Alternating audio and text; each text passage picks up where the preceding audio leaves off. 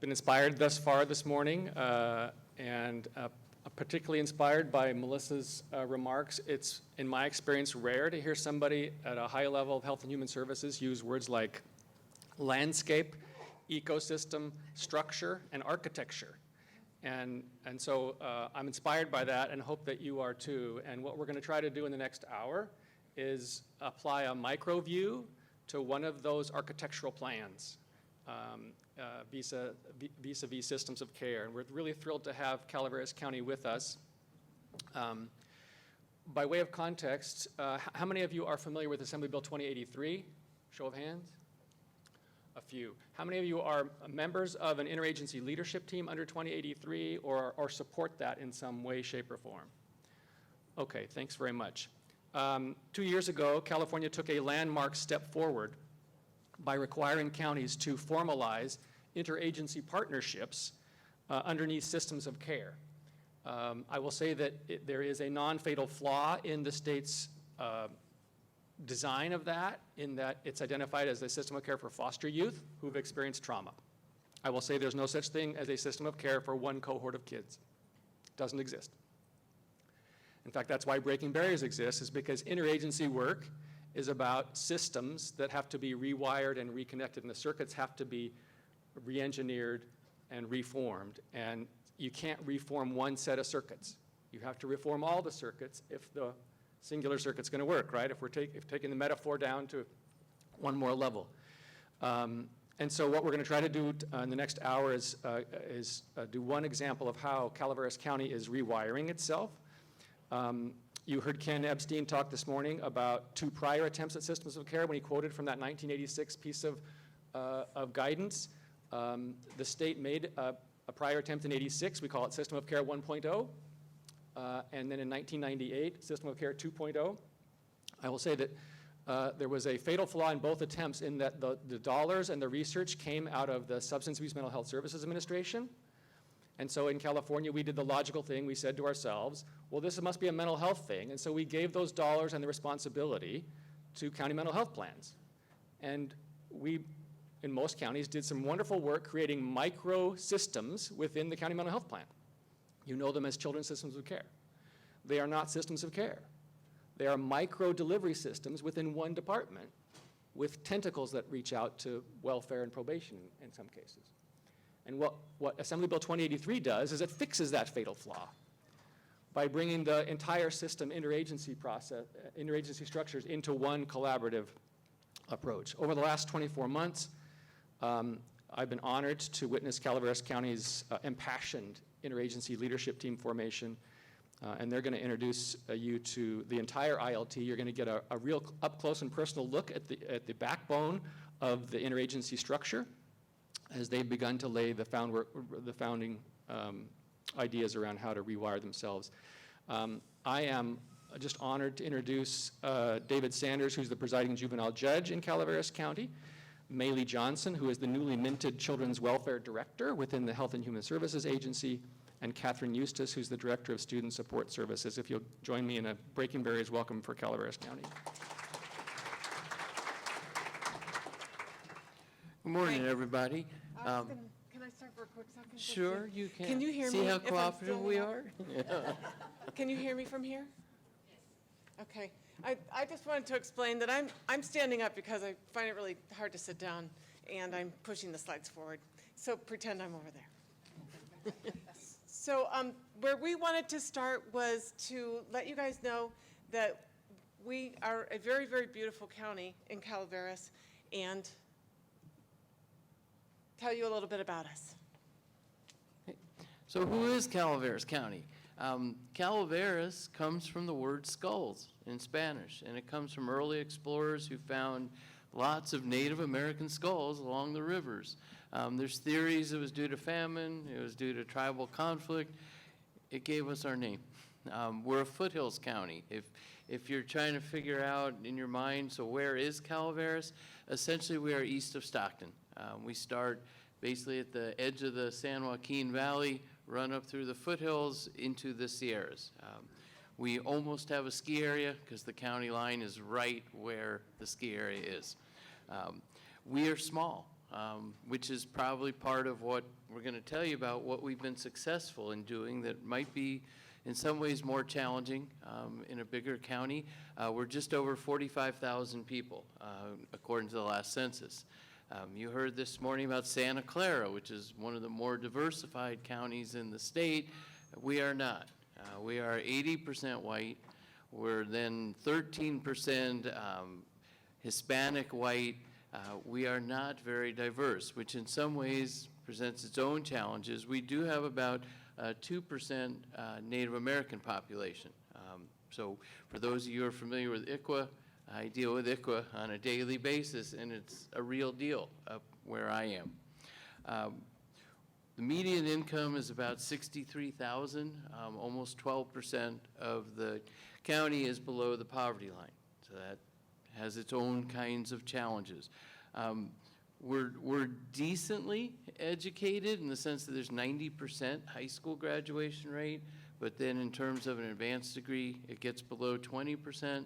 And personally, I think that that 80% is, it's technically true, but I see an underlying issue of illiteracy that I deal with on an almost daily basis, trying to decipher court filings, try and understand what people are even telling me.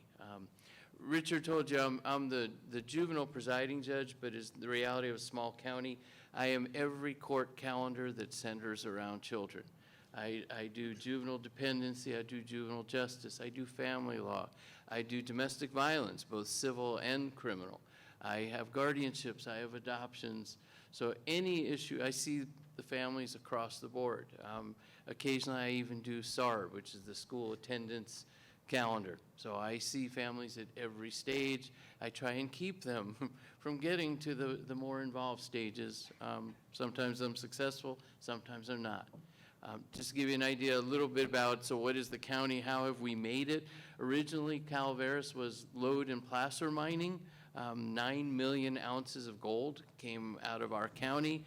Then we became one of the principal copper producing counties in California, and the recent past, our biggest cement production has been our biggest industry, although we have a permitted cannabis cultivation system, and that's becoming a big part of our economy there as well. And never forget that we are most well known to a lot of people for Mark Twain's world famous jumping frog. And now also for a lot of wine, if anybody comes to Murphy's for wine tasting. That's my section, well, it's also Dave's. But to give you a little sense of our kids, we have about 5,000 students in TK through 12. It's really that small. 4 school districts and then 1 charter school that is for homeschool kids. In the last several years, about 20% of our student population is identified as special education. That's been a special challenge for us because, as those of you in education will realize, that's exceptionally high. And many of the challenges that our families face stem from generations of substance misuse and social isolation, which I think is a problem that we share with most rural counties in the state and probably in the country. There's very, very little public transportation, and so many of our students will spend an hour or more getting to school. And a little bit about our child welfare population. On average, we have between, is it off? How do I turn it on? Pull it closer to you. Is that better? Okay. There it is. Move it up. All right. For our child welfare population, we average between, I would say 90 to 120 kids at any given point in time. The majority of our cases, as Kathryn said, substance abuse plays a big role. Domestic violence is also very prevalent in our county, and there's a lot of social isolation and a lot of, our resources are all very centered into the more populated areas. And so with a small county size like we have a very vast area that we cover. So for people with transportation issues or things like that, getting to where our services are is also really challenging.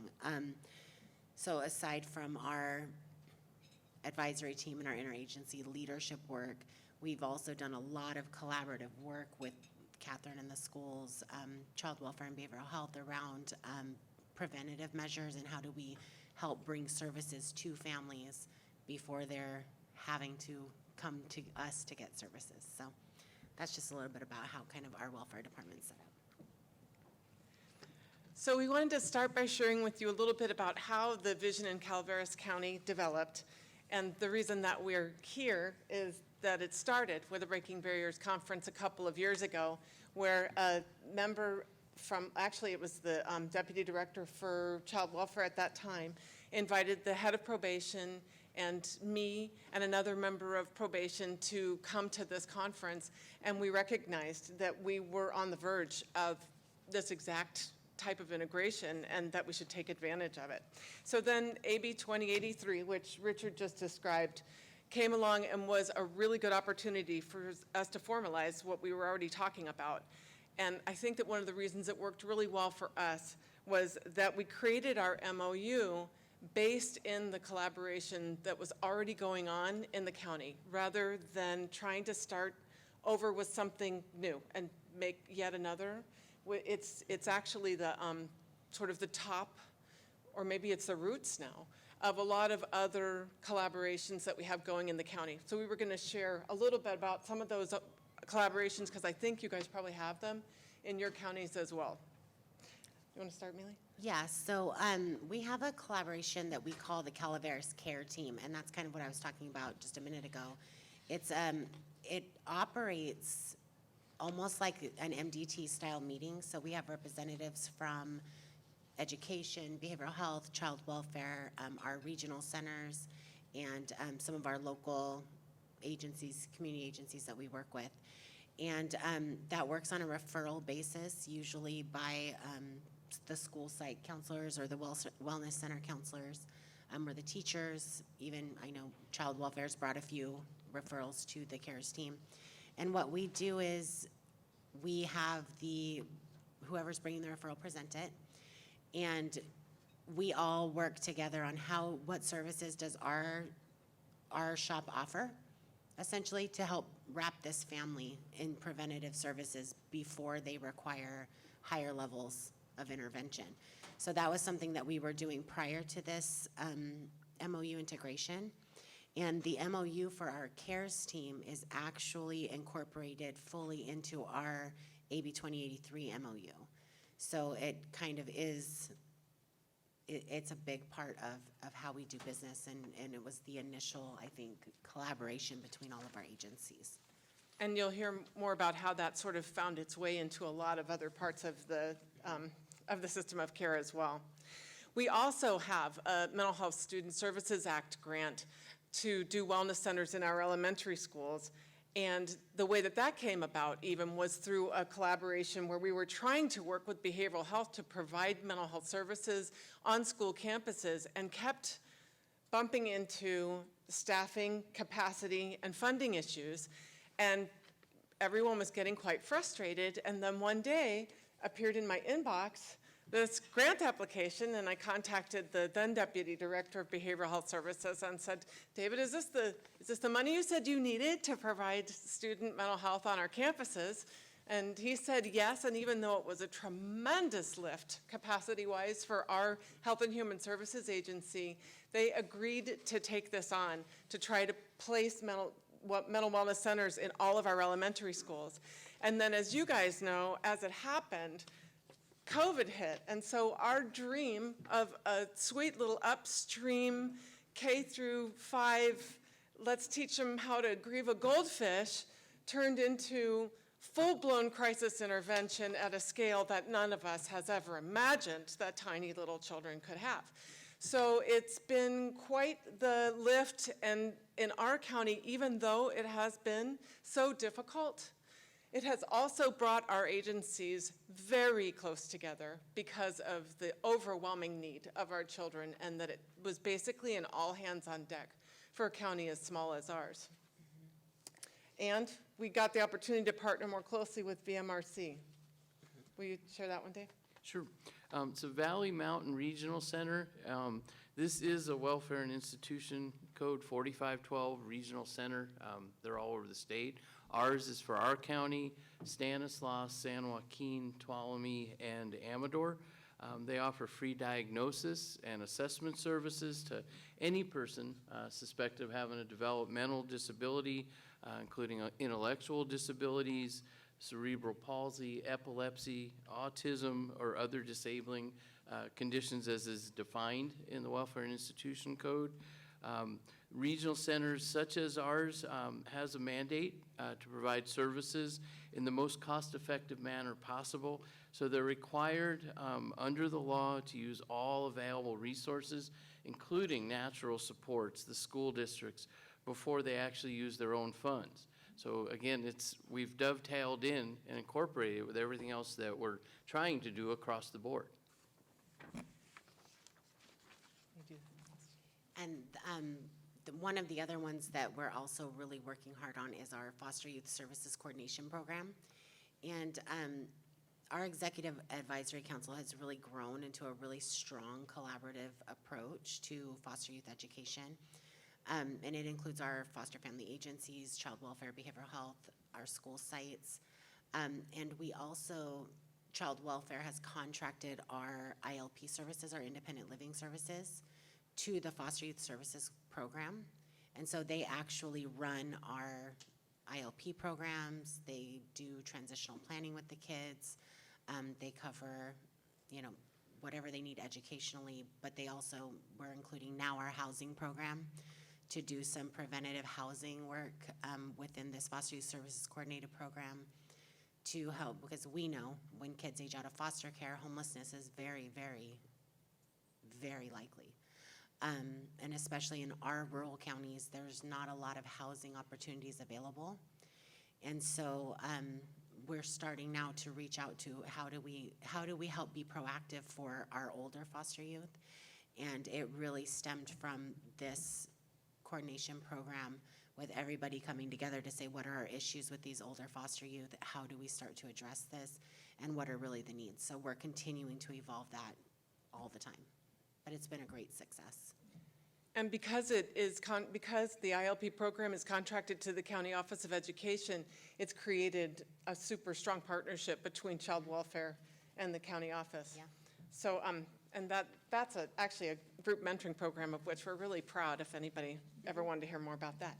Finally, we had to say, or I had to say in this, that a really big reason that this all came together was that every time we all tried to either step away or default to the foster care system as the source of AB 2083, our consultant, Richard, would get very assertive and say, absolutely not. He basically said, I'm leaving the sandbox if you're gonna try to make this a foster youth thing. So he made us stick with the all children approach. And we're very glad that we did. Yes, he was very pivotal in breaking down silos in those And let me initial meetings, interject. I will say. Before you hit the slide, I was going to introduce you to all of our ILT, which is the Interagency Leadership Team members, and then we thought about it and decided they can do a much better job on their own. Okay, here we go. Good afternoon, everybody. So I'm going to facilitate our meeting this afternoon of our Calaveras County Interagency Leadership Team. We'll start with introductions, so I'll go first. I am Dave Sanders. I am the Superior Court Judge, one of two up here, and I handle all the calendars that deal with children, dependency, juvenile justice, family law, guardianships, adoptions, and as of 6 weeks ago, I'm handling both civil domestic violence and criminal domestic violence. How about Sam? I am Sam Leach. I'm the Chief Probation Officer for Calaveras County. Scott? Scott, we'll pick on you next. Scott Nanick, County Superintendent of Schools. Tony? Hi, Tony Anderson. I'm the Executive Director for Valley Mountain Regional Center. Serve people with developmental disabilities and their families. Corey? Hi there, Corey Allen. I'm the Health and Human Services Agency Director here in Calaveras County, and we're a conglomerate of several integrated health and human service related programs and divisions. How about Kathryn? I'm Kathryn Eustis, the Director of Student Support Services for the Calaveras County Office of Education. Mayle? I'm Mayle Johnson. I'm the Deputy Director for Child Welfare for Calaveras County. And Wendy? Wendy with Calaveras County Behavioral Health Deputy Director. So we brought several fun clips from an ILT because we do them virtually now, and thought that the group could probably speak better for itself on some of these topics. But the second thing we did after pulling together our ILT was that we had to decide who was going to be the lead and who was going to be the facilitator. And I wanted to kick it over to Richard to explain the kind of unintended value of what we ended up coming up with. Thanks, Kathryn. So if you're familiar with AB 2083, the courts are not a mandated partner. There's no obligation for the court systems to sign off on the MOU. But based on my bias and some experiences in other counties, it's always a recommendation. And so Calaveras, along with, I shouldn't name them because there are 2 or 3 that I know of where they're doing this, they approached the bench, and the presiding bench officer said, absolutely, I'm all in. And I'll pause for a moment here and reflect that if you've had that conversation and your presiding bench officer is reluctant, feel free to reach out to Judge Sanders or the retired Judge Len Edwards or Colleen Nichols and Placer, and they will cite code for you that not only establishes that it's possible, but that they should in fact be part and parcel of your interagency leadership team process. Establishing a person with a fair amount of prescriptive power is extraordinarily useful to collaboration. When the natural forces come into play and we tend to want to leave the sandbox and take our toys and go home, when the person in the robe is in the sandbox still, there's a much greater reluctance to take your toys and go home, right? Because you know you're going to have to deal with the judge who has a different perspective about it. So I just want to celebrate that Calaveras took that tack. And let me indicate that if any of you are thinking about having that conversation or and you've had some resistance, if you're interested, I'm back at table 15 once we're done. If you come, I will give you my contact information. I encourage you, pass that on to your presiding juvenile judge if they want to talk to me about why I do this and my thought process. I will be more than happy to encourage them and to point out that juvenile judge is a very different role. Most judges are told you sit in the courtroom, you can't go out in public, you're limited to that building. For the juvenile judge, there's actually standards of judicial administration say I am supposed to outreach. I'm supposed to be here today talking about things that foster cooperation and that help administration. I go out and I view placements. I've been into a number of the schools and walked around the principals just so I have a better awareness of what they are offering. So you're supposed to be very involved. I will be happy to talk to any of your judges if you want. So if you're interested, come and I'll give you that information. I know, isn't he great? So we're very, very lucky. So with Judge Sanders, who has invited me to call him Dave, so if I do, please don't interpret that as a lack of respect. It's just so fun, you know. So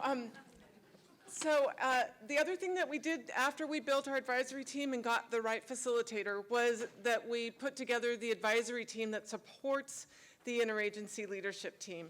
And Mayle's going to share a little bit about that. Yeah, so our advisory team is made up similarly to like our Calaveras care team members. We run kind of in the same circles, right? So we wanted to make sure that there was some way to bring these really pressing issues, to bring what we needed our interagency leadership team to know and to help decide so that they could really work together to make, like everyone's saying, the systemic change, right? Because we can talk all day long at our levels, but if our leaders are not on board, our judge is not on board, it's not going to matter. And so we really wanted to make this purposeful and meaningful for our county. And so that's where this advisory team was born. We evolve it all the time. So we open our meetings all the time to say, you know, who should be here, who do we need to bring to the table? Is there people that no longer need to be here? We do that a lot, and we use an action plan that functions as an agenda. It's a working agenda every meeting. So we use our action plan to say, for all you child welfare people, it kind of works like a safety plan, like who's doing what when, and our action plans that come out of our child family team meetings. But we use that action plan way to create a system of accountability for each person that's supposed to be doing something, and as a way to move our work forward. Because what we found is without having some kind of stable action plan, we were running into very long agendas, a lot of discussion that wasn't really resulting in any kind of tangible thing for us to bring to our ILT. So yeah, that's how we kind of run those advisory teams, and we use the advisory team to create the agenda for the interagency leadership team. And the advisory team's first job was to create the AB 2083 MOU. And we did that, I have to admit, with the very, very strong support of Richard. We would have veered off and would have probably done something quite different than what the law required us to do. But he brought the structure to the MOU process that allowed us to incorporate all of the things that we wanted to make sure were in it and make it authentically our own. And Dave was going to share what our vision statement is on that. Yeah. We started out with our mission statement, and our vision is to develop a comprehensive, family-centered, culturally competent, multidisciplinary, collaborative approach to meeting the service needs of all of Calaveras County's children, youth, and families. We were not limited to foster, which I was fully on board with since I deal with all the youth and families. And we're doing that through a willing affiliation and a determined effort leading to a seamless children's system of care. Another key aspect of our MOU, I think, is that Richard has encouraged us to keep it as a living document. So it's something that we are always revisiting. It's up on our Google Drive. So that's the other thing that worked for us, which was another suggestion from our consultant, was that we really designate ongoing administrative support so that it does the effort doesn't die when the person who's in charge of it at the moment leaves the job. And as you know, through COVID, we've had a lot of turnover in a lot of agencies.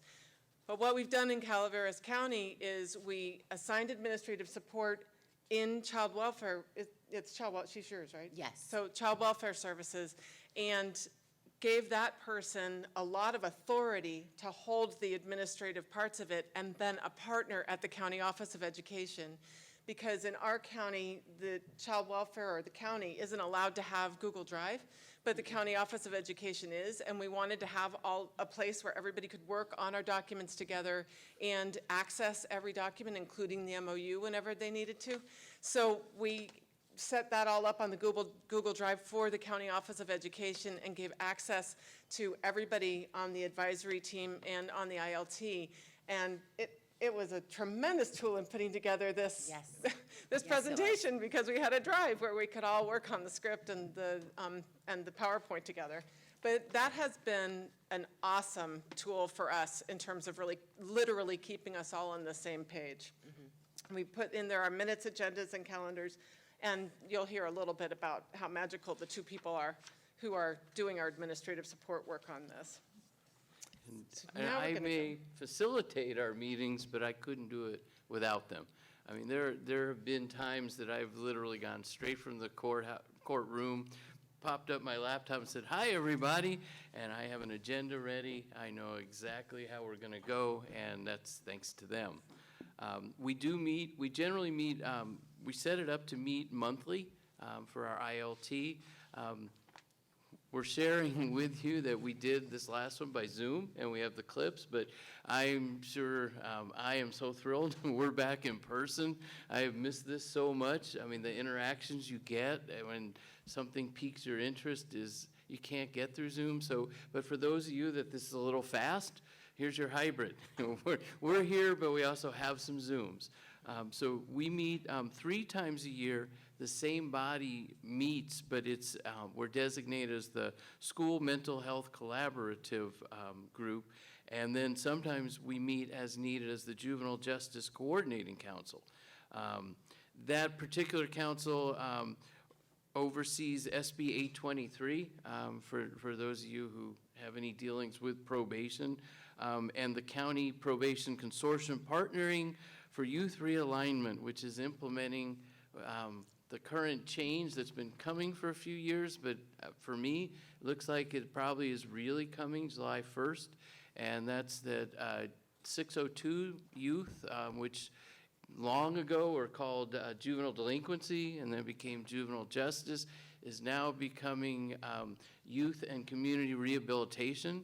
And the probation officers are actually going to be shifted from the Department of Justice into Health and Human Services. So it's a big change coming. And so we also use our ILT platform to meet as necessary for that group. So I was going to kick it over to Richard a little bit again to talk about how we launched it once we had our ILT and our MOU. So it was an enormous lift, as many of you have experienced, to bring folks together in a socially distanced ecology, but like many of you, Calaveras pulled it off. And one of the first things that the Calaveras folks did was respond to the need for some training around identification of a kind of a common language, right? A vision and alignment for how you're going to rewire the circuits, because again, the circuits are not supposed to talk to each other. You heard Ken talk about this morning, right? So what we did is we spent a fair amount of time, the first couple of months, training at the leadership level and at the direct service staff level. We trained on system of care principles, practices, what the empiricism tells us about the effectiveness of collaborative care. And all of this was anchored in the state's integrated core practice model, which you'll hear more about later on today. But really just anchoring the leadership perspective in a collective us, that in order to be part of a collective impact effort on any level, you really have to grow new skin and shed your old skin and see yourself as something different. It's integration kind of internally. It's almost metaphysical, spiritual, if you will, to see yourself as not just the probation officer or not just the superintendent of schools, but I'm actually responsible for all of my kids in my county. And training to that idea was imperative. So the second thing we did was, and I don't know that you guys can do this in larger counties, but in our county, it was super helpful.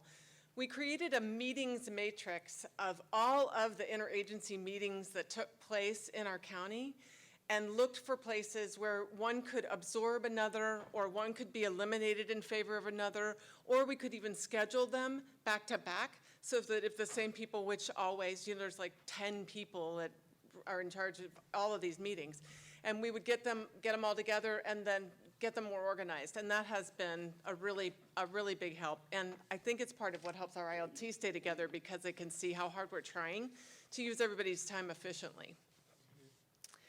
And we also created a shared data dashboard. So for anybody that's, tracking metrics or looking at data, we combined our behavioral health topics, child welfare metrics, and education and probation, all into one dashboard that we keep in the Google Drive. And we have assigned people that update that data that we can then present to the ILT. And so, Do you want me to show it? yeah, we have a little Tiny clip of when that came what up. that We kind of introduced it for looks the first like, time at this meeting. We did. I think we kind of intimidated the ILT people, so we're going to have a meeting in person to explain it better. But This is our data dashboard. We created this in line with our MOU and some of the outcomes that we thought you guys might be interested in seeing. If there's anything on here as we go through this that you want us to add in as far as data or adjust or change, please let us know. You can also access this along with the meetings matrix in that shared Google Drive, as long as you have your CCOE email set up with the password. These are color-coded for you guys. So behavioral health data is in green. SELPA is in orange.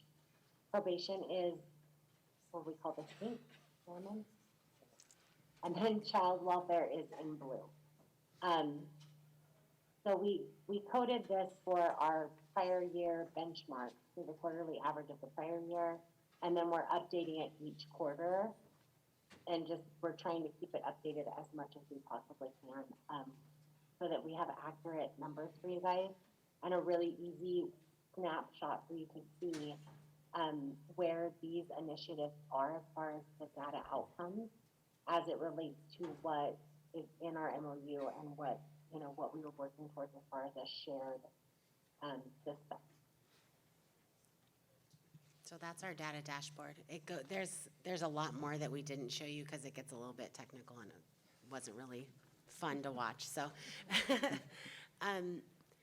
and I know the top of the slide, it says how it worked or didn't work. So something we're still trying, we have not given up yet, is a universal release of information.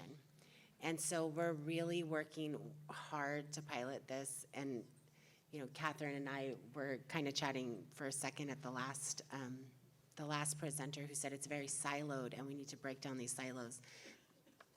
The siloing rules and guidelines for ROIs is so difficult to navigate just from a child welfare perspective. We're very close to getting one done for children and youth, but we're still trying to figure out how that works when they're, you know, they turn 18, but for schools, they go up to a certain, like 26, 21. At least, well, And then another one goes up to 26, and then, so we're like, but those are adults. So we're still trying to work through these siloed ways. So that's been a long-standing process.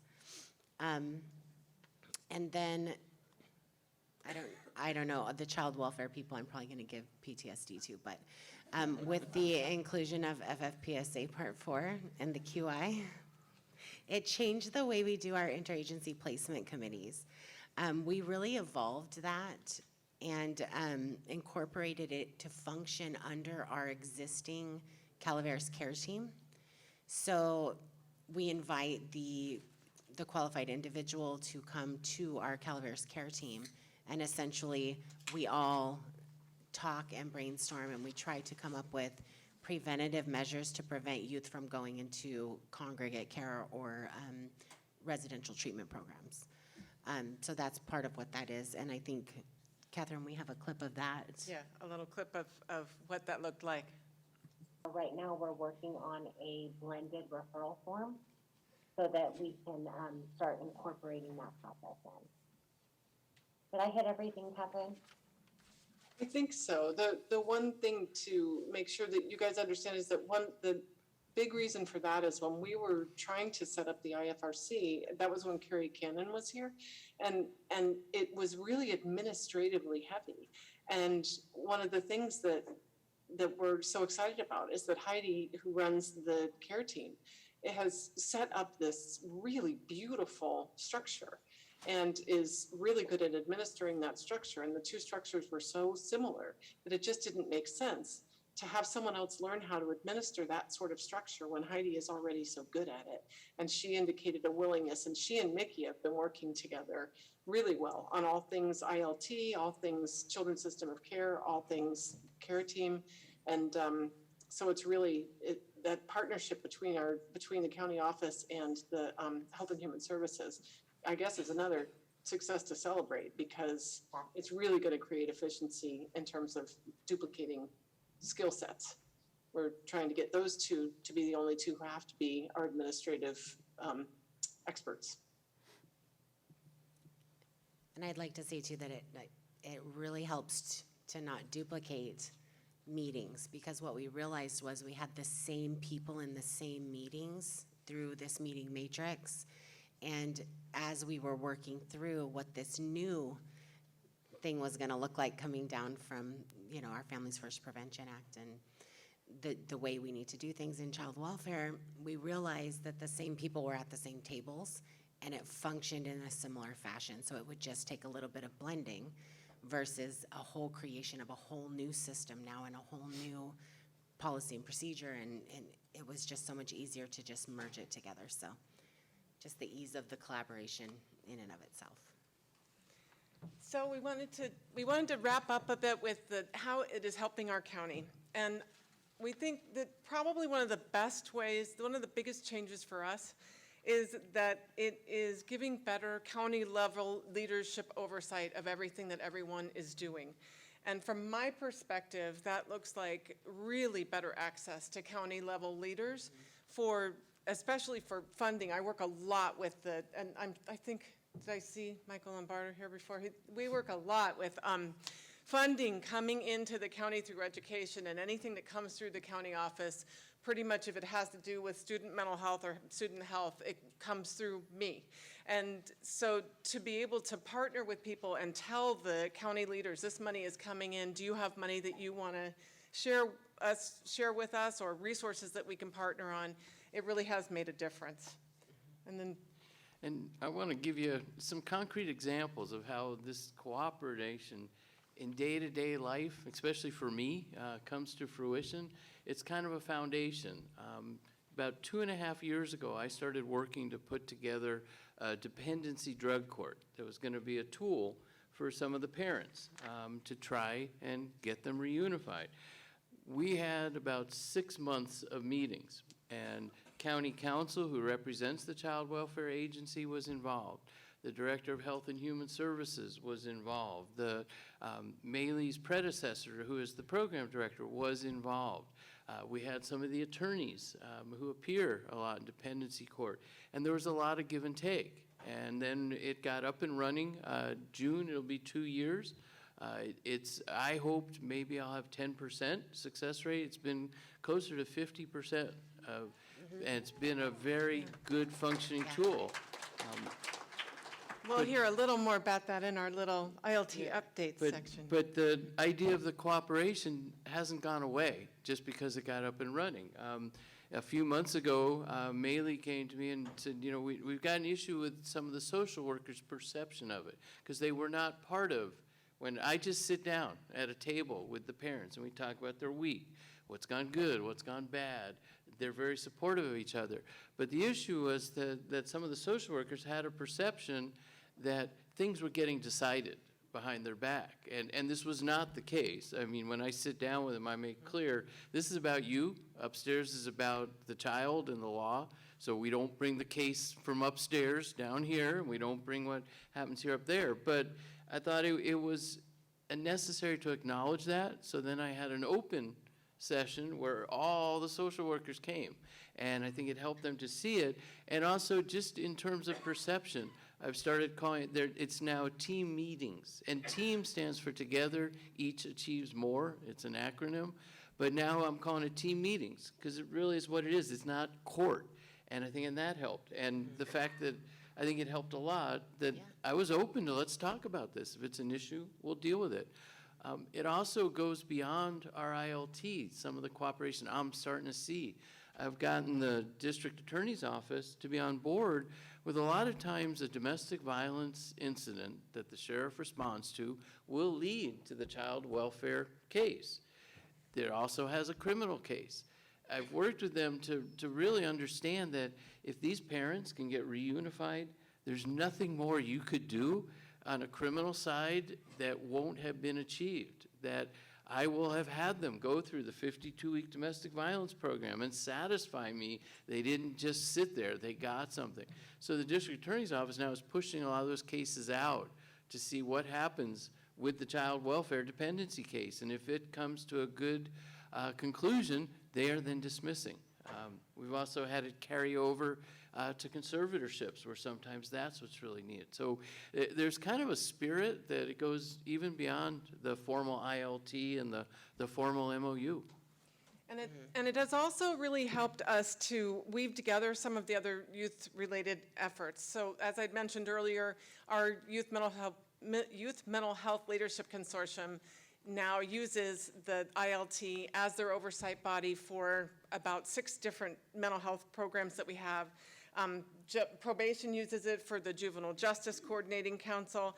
And at this meeting, we had the Deputy Director for Behavioral Health coming to request the use of this meeting for her. So we thought we would share that with you.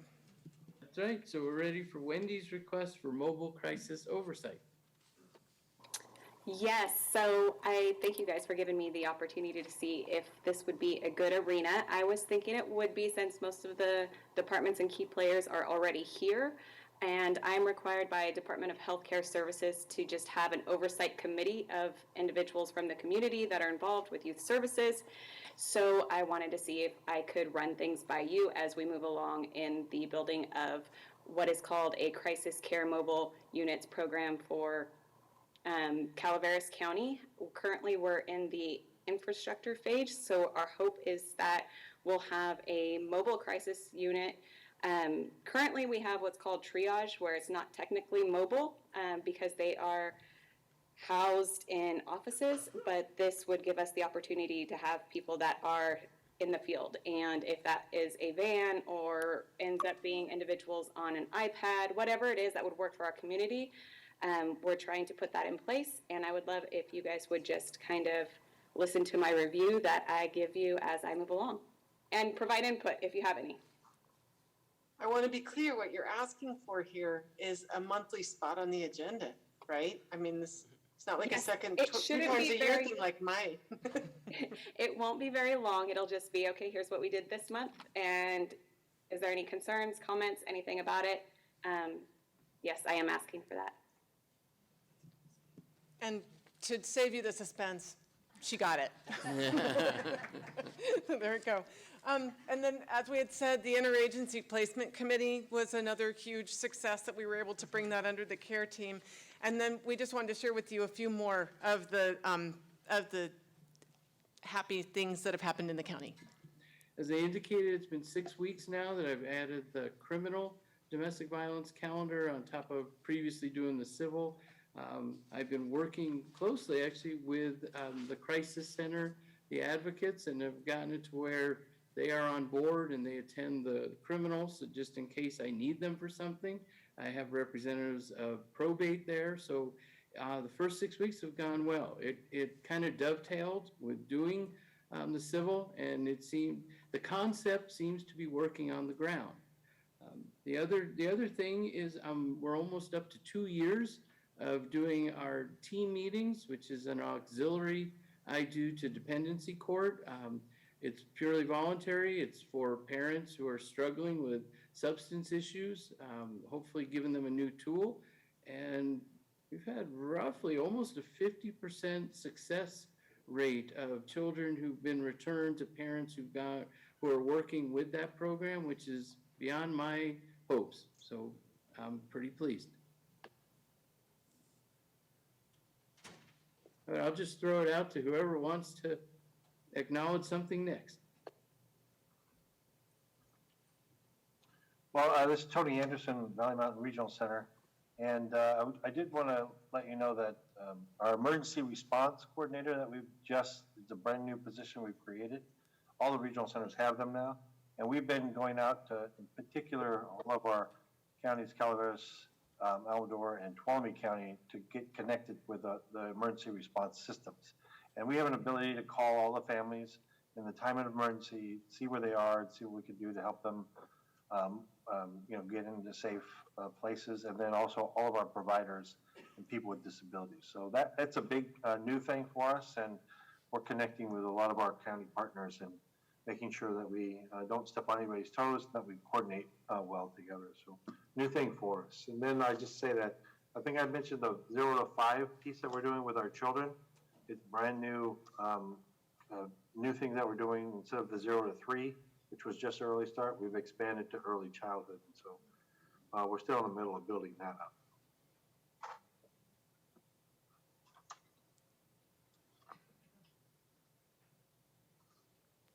But Corey, I think I see your hand up.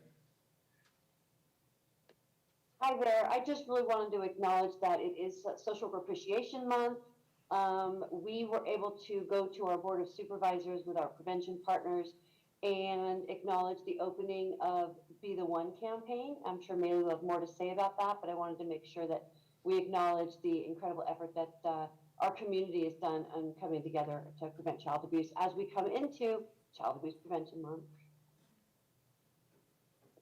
That's great, Corey, because we just did our proclamation on Monday night for our board for the same thing. So nice to see it happening throughout the county. And then let me add, as part of all that, sometime in April, the Light of Hope ceremony, which this will be my 4th year, emceeing. It's going to be virtual again this year, but everyone should be getting notices once that's ready to access online. And how about Kathryn? How about you and Wendy have big announcements, I heard. You want to share, Wendy? We've been working on so many things, and well, I'll share my little subcommittee thing. As some of you know, we've been working for a long time on taking our school crisis protocols and extending them to countywide to help all agencies have the opportunity to train on what happens with a student before they reach their agency and what information needs to move with that student from agency to agency. And we had a subcommittee that was our County Office of Education, Behavioral Health, the hospital, and law enforcement. And we have developed this entire continuum, and we're finishing up the PowerPoint now to distribute to all of the different agencies so that they can build out their part and train their staff so that everybody understands what happened with that student before they receive that student and what is going to happen after and what information should flow with that student so that they have a smoother experience if they're particularly in suicide crisis, but also in threat to others crisis when they need to be moved into behavioral health or to take to the hospital.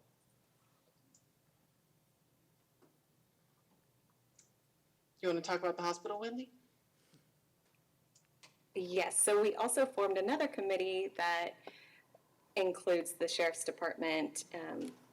Kathryn has been kind of part of it as well and our ringleader keeping us going. And we are coming up with ways to help the ER staff learn to learn more about our behavioral health clients, which also include our youth and things like that. So it's been really neat. And actually on the 1st, we are providing trauma-informed care training through a different agency for the ER staff, which starts with self-care because a lot of them are burnout right now. So it's come a long way. We used to not talk to each other, and I even had a text from one of the nursing staff today. So I thought, wow, this is kind of crazy to see how far it's come. So, yeah. That's awesome.